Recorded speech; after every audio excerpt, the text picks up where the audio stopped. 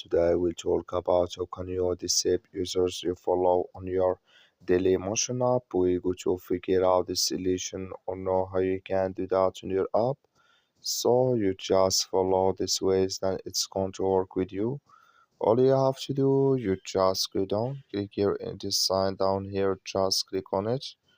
So then it's going to take you to your profile. It's going to show for you like this.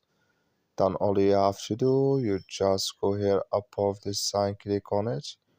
So then it's going to show for you a list like this here. You click here on settings here, just click on it. You come to next step here, it's going to show for you like this. And all you have to do next, you just click here on push notifications. You click on it here. You come to next step here, you click here on push notifications.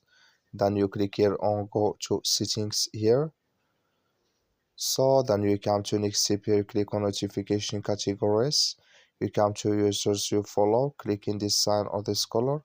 Like you see color, it's gone. That's mean users you follow, notifications disabled with us now. That's all you have to do. Thank you for watching. Don't forget to support us by liking.